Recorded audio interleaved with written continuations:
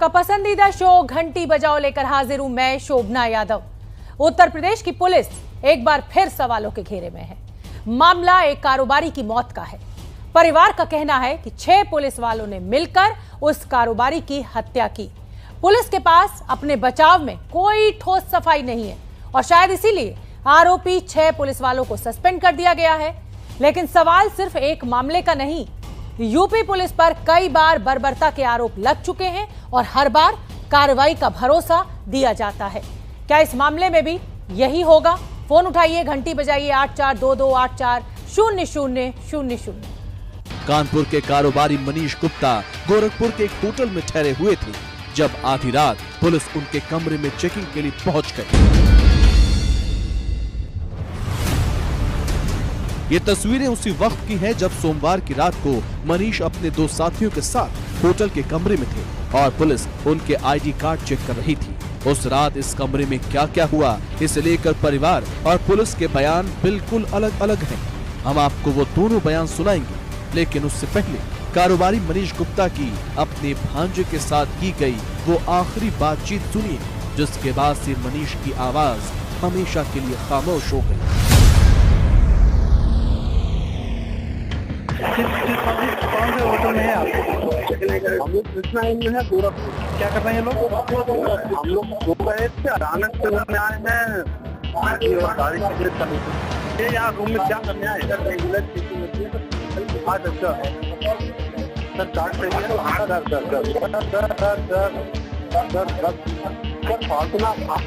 बात खराब हो रही है।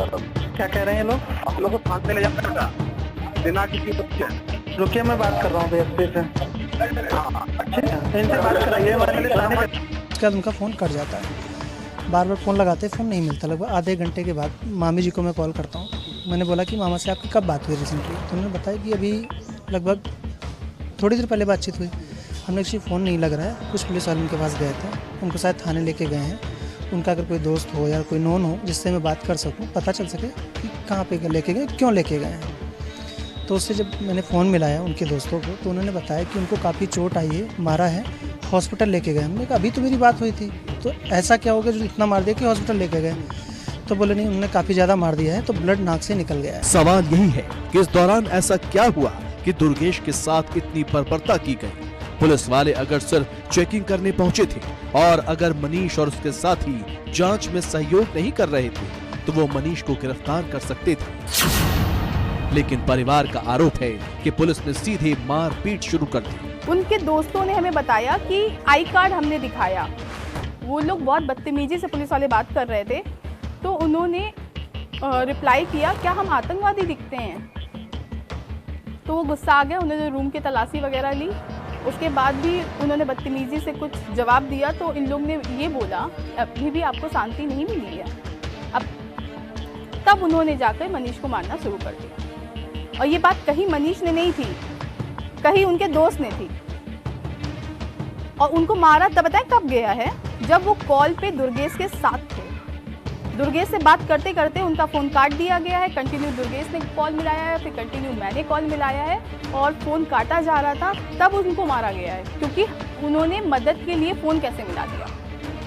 उनको मार खाते रहना चाहिए था पुलिस से। पुलिस यही चाहती है वहाँ की।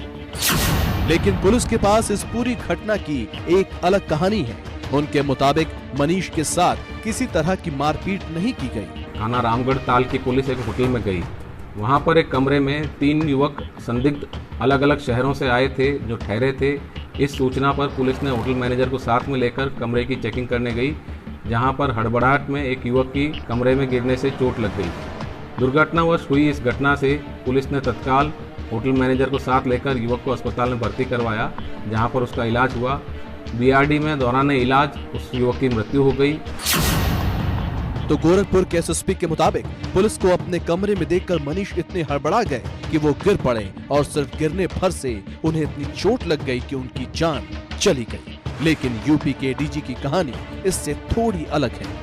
दिनांक 27 सितंबर की रात में एक होटल में चेकिंग कराई गई, जो आदेश वहाँ के एसएसपी के एक जनरल आदेश के तहत की जा रही थी। वहाँ एक कमरे में 3 व्यक्ति थे।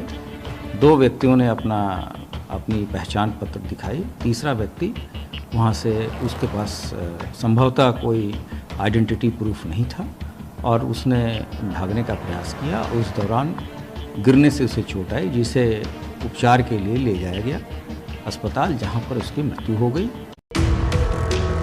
तो कानपुर के कारोबारी मनीष गुप्ता की मौत कैसे हुई, इसे लेकर 3 बयान आपके सामने हैं। परिवार का कहना है कि उन्हें इतना मारा गया कि उनकी मौत हो गई, लेकिन एसएसपी कह रहे हैं कि पुलिस को देखकर वो हड़बड़ा गया और गिर पड़ा। और प्रदेश के एडीजी लॉ एंड ऑर्डर कह रहे हैं कि मनीष गुप्ता के पास उसकी आईडी ही नहीं थी, इसलिए वो भाग रहे थे, जिस दौरान गिरने से उन्हें चोट लगी। पुलिस के इन बयानों को सुनने के बाद एक बार फिर मनीष गुप्ता के शरीर पर लगी इन चोटों को देखिए। आंखें सूजी हुई हैं, हाथ में मांस का एक टुकड़ा निकला हुआ है, सिर पर भी चोट के निशान हैं। मैंने मनीष को देखकर मुझे उनको बहुत दिक्कत हुई, क्योंकि उनकी बॉडी में बहुत सारे घाव के निशान थे जो मैंने आप लोग के साथ शेयर कराया। मनीष गुप्ता की पोस्टमार्टम रिपोर्ट में भी उनके सिर, चेहरे और शरीर के अन्य हिस्सों में गंभीर चोट के निशान की बात लिखी गई है। डॉक्टर ने इस रिपोर्ट में साफ शब्दों में लिखा है कि मौत की वजह एंटीमॉर्टम इंजरी है, यानी मरने से पहले लगी चोटों के कारण मौत हुई। सिर और चेहरे पर गंभीर चोट है, शरीर के ऊपरी हिस्सों में छोटी चोटों के निशान हैं और कोहनी के पास खुला हुआ गहरा जख्म है। पैनल ऑफ डॉक्टर्स के द्वारा कराया गया है पोस्टमार्टम, जिसकी वीडियोग्राफी भी है और सभी डॉक्टर्स हैं जो कि सभी पहलुओं को देखते हुए उन्होंने पोस्टमार्टम रिपोर्ट बनाई है। और आवश्यक होगा तो जो भी इसकी या तो जुडिशियल स्क्रूटनी होगी जब विवेचना जब ट्रायल पर आएगा, या अगर कोई जांच होती है तो डॉक्टर्स के द्वारा उन चीज़ों को भी स्पष्ट किया जाए। सवाल ये है कि अगर पुलिस इस थ्योरी पर कायम है कि मनीष गुप्ता के साथ किसी तरह की मारपीट नहीं हुई, वो खुद गिर पड़ा, इसलिए उसे इतनी चोट लग गई जिसके कारण उसकी जान चली गई, तो फिर 6 पुलिस वालों को सस्पेंड क्यों किया गया? परिवार का आरोप है कि गोरखपुर पुलिस ने इस मामले को दबाने की पूरी कोशिश की, इसलिए गोरखपुर के डीएम विजय किरण आनंद और एसएसपी विपिन टाडा ने बीआरडी पुलिस चौकी के बंद कमरे में परिवार पर दबाव बनाया।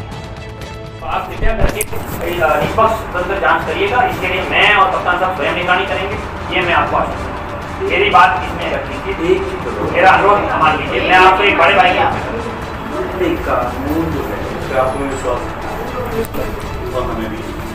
ठीक है, हम दोनों लोग मानते हैं। मैं अनुरोध करूंगा कि विश्वास को आप मैं भी विश्वास रखता हूँ कि एक बार मुकदमा होने के बाद आपको अंदाजा नहीं है, मुझे पता नहीं कि आपको प्रक्रिया पता नहीं, सालों तक कोर्ट में ये है कि उनका पहले से तो कोई झगड़ा था नहीं। बहरहाल अब सीएम योगी के निर्देश के बाद पुलिस इस मामले की जांच में जुट गई है। दोषियों को सख्त से सख्त सजा के दावे किए जा रहे हैं, लेकिन सवाल सिर्फ इस मामले का नहीं है। यूपी पुलिस के दामन पर बहुत से दाग है। पिछले ही महीने यूपी के संत कबीर नगर में एक बुजुर्ग की पुलिस कस्टडी में मौत हो गई, तब भी आरोप पुलिस पर था, लेकिन अब तक दोषी पुलिस वालों पर कार्रवाई नहीं हुई। हमारे पिताजी थाने में तहरीर देने गए थे और एसएसपी साहब ने तहरीर भी नहीं लिया। वहाँ उनको 25 तारीख से लेकर के 27 तारीख तक बैठा लिया, बिना एफआईआर दर्ज किए हुए 3 दिन तक पीट करके मार डाला हमारे पिताजी को और जिला अस्पताल पे लेके आए। उसके बाद यहाँ एक दिन बाद जब पीएम हुआ तो हम लोग धरना प्रदर्शन किए, तो मुकदमा दर्ज हुआ जो है, और उसके बाद मुकदमा दर्ज करने के बाद अभी तक कोई गिरफ्तारी नहीं हुई जो है। मुकदमा दर्ज हुआ है मनोज कुमार SHO बखीरा, उसके बाद दर्ज करके जो है अभी तक कोई गिरफ्तारी नहीं हुई। हम लोग इधर उधर भटक रहे हैं जो है, और प्रशासन एकदम लगा हुआ है, SP DIG साहब सब लगे हुए हैं इस मामले को हमारे दबाने में। इससे पहले जून 2021 में सुल्तानपुर में 4 पुलिस वालों पर एक आदमी की हत्या का आरोप लगा। मई 2021 में उन्नाव में 2 कांस्टेबल ने 17 साल के लड़के को पीट कर मार डाला। मार्च 2021 में अंबेडकर नगर में पुलिस कस्टडी में एक आदमी की मौत हुई। आंकड़ों की बात की जाए तो पिछले 3 सालों में पूरे देश में पुलिस के खिलाफ जितने केस दर्ज हुए, उसमें आधे से ज्यादा यूपी पुलिस के खिलाफ थे। हालांकि अब गोरखपुर का मामला सामने आने के बाद सीएम योगी ने यूपी के सभी जिलों के दागी छवि वाले पुलिस कर्मियों की लिस्ट बनाकर उन्हें फील्ड से हटाने और जरूरी होने पर बर्खास्त करने का निर्देश दिया है। यहाँ के जिला प्रशासन को भी कहा था कि पीड़ित परिवार से मैं मिलना चाहूंगा, क्योंकि एक दुखद घटना घटित हुई और उसकी पीड़ा के साथ जुड़ना हमारा दायित्व है और इसके लिए जो भी दोषी होगा कोई बख्शा नहीं जाएगा और सबकी जवाबदेही भी तय करेंगे।